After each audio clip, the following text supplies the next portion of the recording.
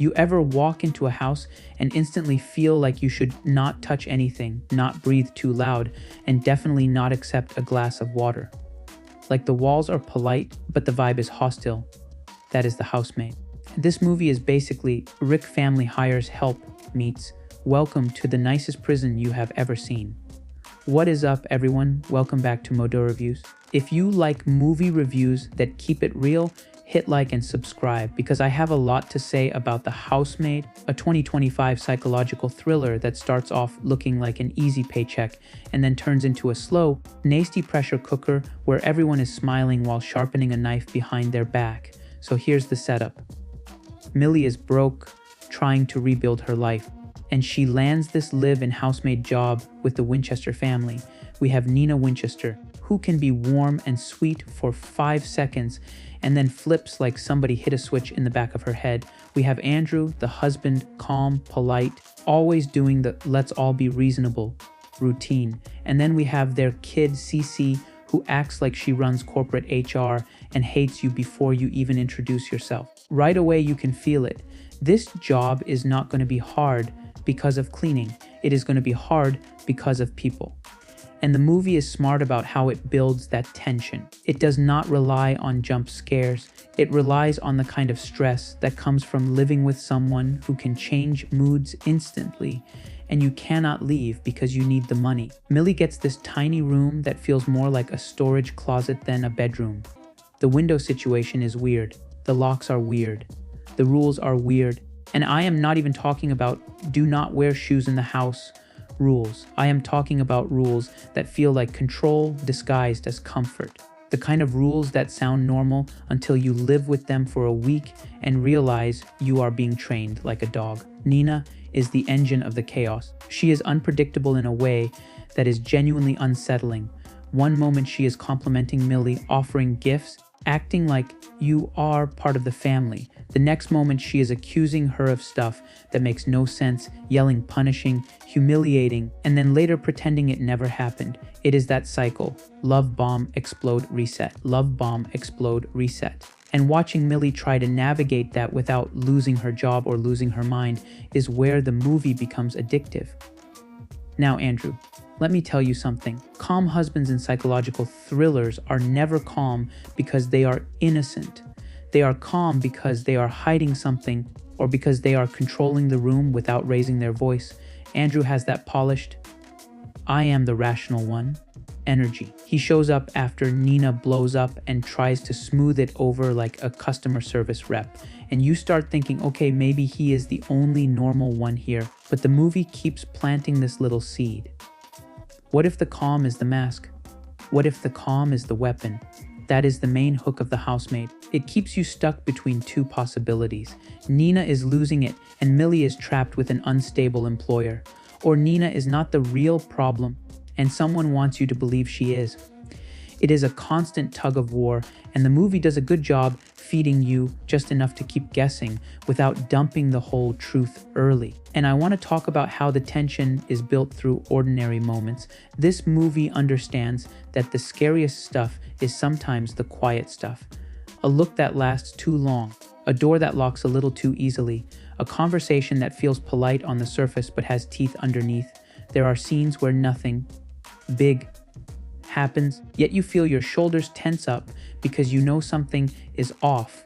That is hard to pull off, and it is one of the reasons the movie works. It makes you feel watched. It makes you feel managed. It makes you feel like the house itself has rules, and you are breaking them just by existing. Millie as a lead character is also solid because she feels real. She is not fearless. She is not a genius detective. She is a woman trying to survive and rebuild, and she is doing what a lot of people would do. She keeps her head down. She tries to be agreeable. She tries to avoid conflict. She makes compromises because she needs stability. And that is exactly why the situation is scary, because you recognize that trap. Not everyone can just quit. Not everyone can just walk out of a mansion and find a new job tomorrow. Sometimes you stay because you have to. That reality makes the thriller hit harder than the typical, why don't they just leave, nonsense. Now let's keep it real. The Housemaid is not subtle. This movie will underline a point with a marker. If it wants you uncomfortable, it is going to make you uncomfortable. If it wants you to hate a character, it will practically give you a PowerPoint titled, "Reasons This Person Sucks." And in a way, that's fine, because this is a popcorn psychological thriller. It wants you reacting. It wants you mad. It wants you stressed. It wants you whispering, "Oh hell no," every 10 minutes. But that lack of subtlety does come with some weaknesses. There are moments where things feel a little too convenient, like the plot needs somebody to make a dumb choice, so they do.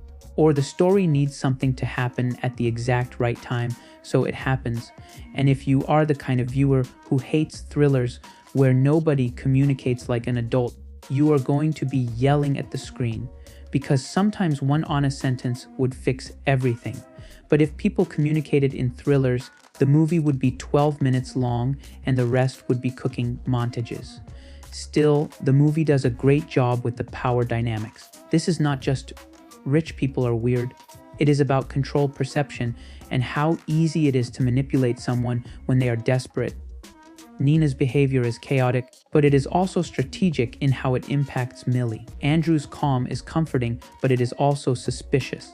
And the movie keeps putting Millie in situations where her past makes her vulnerable. You can feel that constant fear in the background. If she reacts too much, she looks guilty. If she stays quiet, she gets crushed. Either way, she is stuck. Another thing I liked is the pacing. It is a slow burn, but it is not boring. It builds in layers. It starts with small discomfort. Then it becomes humiliation and mind games. Then it becomes, okay, something bigger is happening. Here, the middle stretch is basically a tightening knot, and you can feel the movie squeezing. More accusations, more weird rules, more moments that don't add up, more tension between who is telling the truth and who is performing, and that is where The Housemaid becomes fun. Not fun like a comedy. Fun like a roller coaster where you are scared but you do not want to get off. You start watching faces. You start replaying scenes in your head. You start wondering who is lying and what the lie is protecting. The movie turns you into a paranoid little investigator, and I respect that. Now, did I love everything? No. Some of the dialogue is a little on the nose.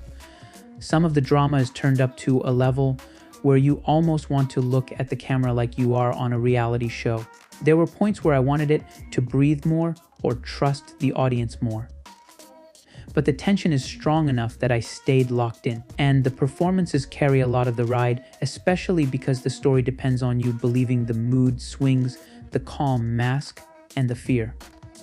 So here's who I think this is for. If you like domestic thrillers, rich people's secrets, manipulation plots, and that beautiful house with evil vibes energy, you will eat this up. If you like movies where the horror is psychological, where the monster is control and perception and power, this is your lane. If you hate watching people get manipulated and you get secondhand stress easily, this movie might have you pacing around your living room like you are about to intervene. My verdict? The Housemaid is tense, messy, and addictive. It is not perfect, but it knows exactly what it wants to be. It wants you uncomfortable. It wants you hooked. It wants you stuck in that mansion with Millie, feeling like every smile has a threat behind it. I am giving The Housemaid a 7.2 out of 10. That makes it a watch at home. And the lesson is simple. Never take a live-in job in a mansion. The pay is never worth the trauma. I can barely handle a group chat. I am not surviving a chandelier prison.